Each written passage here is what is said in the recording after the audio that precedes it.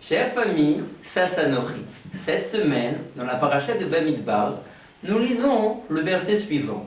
Vaïdaber Hashem, El Moshe les morts, Bamidbar Sinai. Akadosh Baruch Hu a parlé avec Moshe Rabbeinu, Bamidbar Sinai, dans le désert du Sinaï. Nous voyons que le verset, le pasouk, insiste sur le fait que Akadosh Baruch Hu s'est adressé à Moshe Rabbeinu dans le Midbar, dans le désert. De là, après nos Chachamim, dans le Midrash, que de trois manières différentes, la Torah a été donnée au Béné Israël. Bamidbar, dans le désert, Ba'esh, par l'intermédiaire du feu, ou Bamayim, et également par l'intermédiaire de l'eau. Le Mahari Assad, qui était un Telmid, un élève du Khatam Sofer, nous explique que l'homme qui veut acquérir la Torah se doit d'opérer également par ces trois manières, par l'intermédiaire du désert, par l'intermédiaire du feu et par l'intermédiaire de l'eau. Explication. Le désert signifie de se couper de toutes les choses qui pourraient nous déranger aux alentours.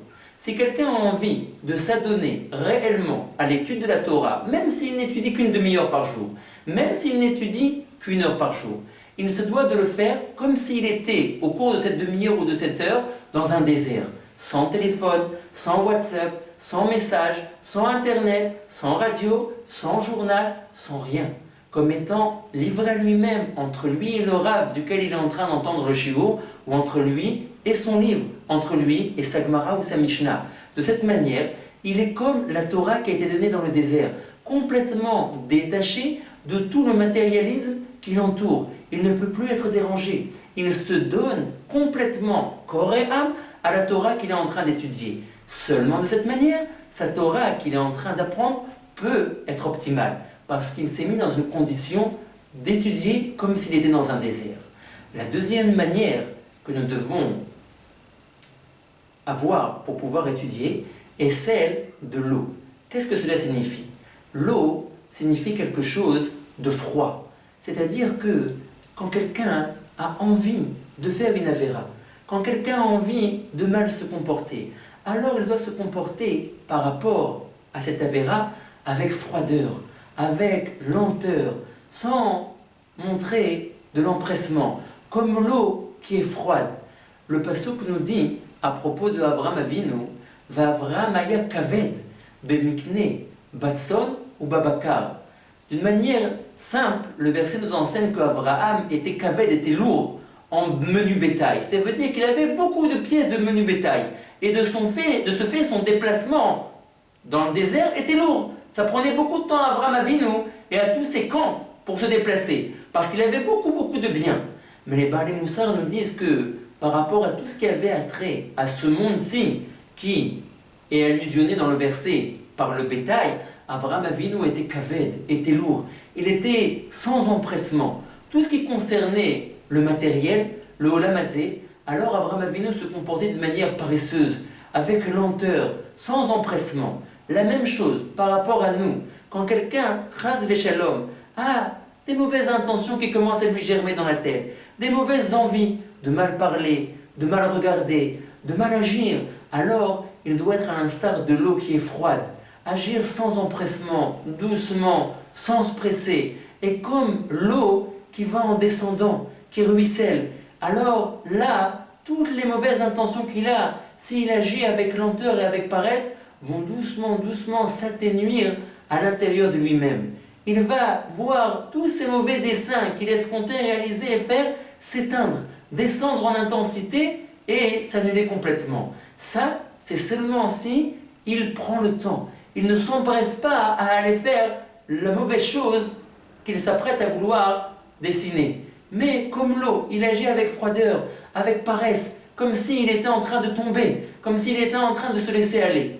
Ça, c'est par rapport à acquérir la Torah à l'instar de l'eau.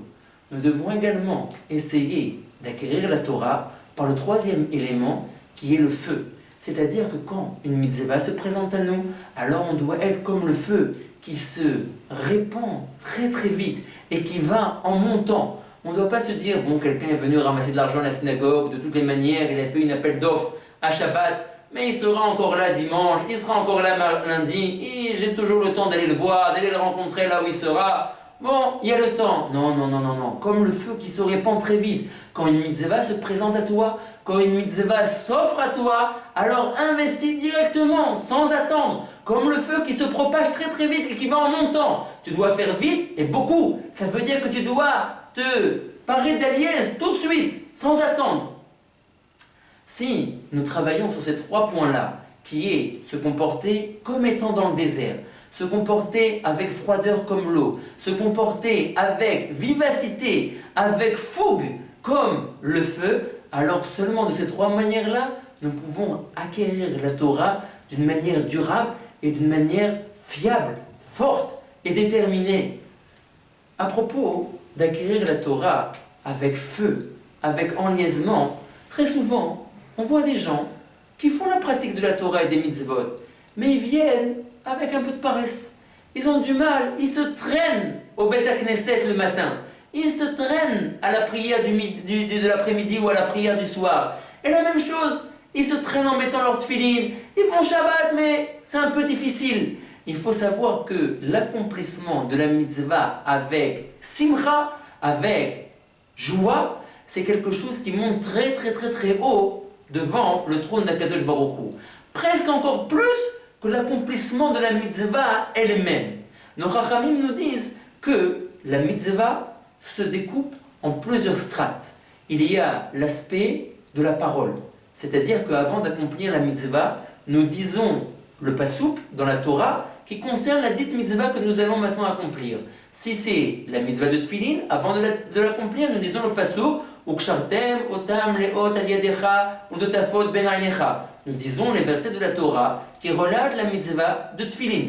Il y a l'accomplissement même de mettre les lanières sur le bras et sur la tête. C'est la partie pratique de la mitzvah. Nous avons donc l'aspect de la parole, l'aspect pratique, et après ça nous augmentons. Nous avons également le fait qu'au moment où nous accomplissons la mitzvah, nous pensons à réaliser la mitzvah. Si quelqu'un met cette filine, mais qui pense à ses affaires qu'il va accomplir dans la journée, ou alors qui pense au petit déjeuner qu'il va manger après l'office des croissants et du jus d'orange, c'est vrai qu'il a accompli la mitzvah, qu'il a mis cette filine, mais il lui manque la strate de la mitzvah qui est ce qu'on appelle la kavana, la pensée. Au moment où nous accomplissons une mitzvah, imaginez-vous, si maintenant je suis en train moi de faire un shiur et de m'adresser à vous, mais que mon esprit est complètement ailleurs, je pense à quelque chose d'autre, évidemment que la personne qui m'écoute va en être touchée. Encore à plus forte raison, si la personne qui est en train de me voir, c'est Akadosh Baruch Hu lui-même, qui peut sonder les pensées de la personne. S'il voit qu'au moment où nous accomplissons sa mitzvah qu'il nous a donnée, on pense au petit-déj qui est juste après, alors ça manque grandement dans l'accomplissement de la mitzvah. Nous avons donc la parole, nous avons l'accomplissement même de la mitzvah, et nous avons la pensée. Mais les kabbalistes nous disent que la strate la plus haute dans l'accomplissement de la mitzvah, c'est la simcha, c'est la joie que l'on met au moment de l'accomplissement de la mitzvah. Ça va au-delà de la parole, ça va au-delà de l'acte même, et ça va au-delà même de la kavana, de la pensée. C'est une strate qui est la plus interne dans l'accomplissement de la mitzvah, la plus proche d'Akadosh Baruch Hu. Cela ne veut pas dire qu'il faut être plein de joie et ne pas accomplir la mitzvah, parce que la joie qu'on a sans accomplir la mitzvah, ça vaut rien. Évidemment que l'essentiel est toujours l'accomplissement même de la mitzvah. Mais le feu qu'on y met, la joie qu'on y met, c'est la strate la plus profonde dans la mitzvah. C'est la strate qui est, entre guillemets, la plus chérie et la plus valorisée aux yeux d'Akadosh Baruch Hu. Au propos de mettre de la joie et du feu dans l'accomplissement de la mitzvah, le Rabbi Eliezer Biderman a raconté la parabole suivante. Un grand roi a voulu une fois prendre un peu des vacances et sortir de sa capitale, sortir de son palais royal, aller dans un endroit où il était beaucoup moins connu, où il allait pouvoir profiter des beaux paysages de la campagne, de la montagne, sans avoir constamment à répondre aux différentes questions de ses ministres et de ses conseillers. Il a demandé donc qu'on lui organise un voyage à la montagne. Il a voulu passer incognito, il s'est déguisé, et le cortège royal s'est mis en branle pour arriver à X endroits dans les montagnes. Bon, très bien. Alors vous savez, un roi qui voyage, ça demande beaucoup de préparatifs, ça demande beaucoup de choses. Donc ils ont commencé à lui organiser les vêtements du dimanche, les vêtements du lundi, les repas, etc. etc. Parce qu'un roi, ça ne mange pas la cuisine locale, ça mange des mets très très raffinés. On a quand même dû faire venir les cuisiniers spéciaux du roi, les docteurs spéciaux du roi, si jamais il se passait quelque chose pendant le voyage, etc., etc. Bon, après que tout le cortège est finalement arrivé au lieu de vacances, le roi est sorti sur la terrasse du beau chalet qu'on lui avait loué, et il s'est dit, tiens, j'aimerais bien fumer ma pipe maintenant. J'aimerais bien fumer un petit peu. Bien sûr, votre majesté, on lui amène la pipe royale tout de suite, le meilleur tabac, et on commence à lui préparer sa pipe. Mais là, mince, on a oublié de prendre un briquet.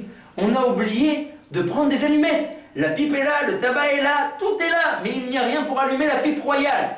Consternés, les valets du roi commencent à s'affairer à droite, à gauche, dans les valises royales, mais rien. Pas de traces d'allumettes, pas de traces de briquet, rien pour mettre le feu à la pipe du roi. Alors, consterné, il sort au dehors le valet principal de la chambre du roi et cherche un paysan, un autochtone local qui pourrait avoir du feu sur lui. Et il voit un gentil homme qui est comme ça, avec sa brouette, en train de fumer une cigarette. Il lui dit, mon brave homme, vous auriez peut-être un peu de feu? Il dit, oui, bien sûr. Il lui dit, vous avez du feu sur vous? Mais oui, bien sûr. Et il lui sort sa boîte d'allumettes. Il lui dit, est-ce que je pourrais avoir une allumette, s'il vous plaît? Une allumette? Pour qui? Il lui dit, pour quelqu'un qui est là de vacances. Occasionnellement, il a besoin d'une allumette pour pouvoir allumer sa pipe.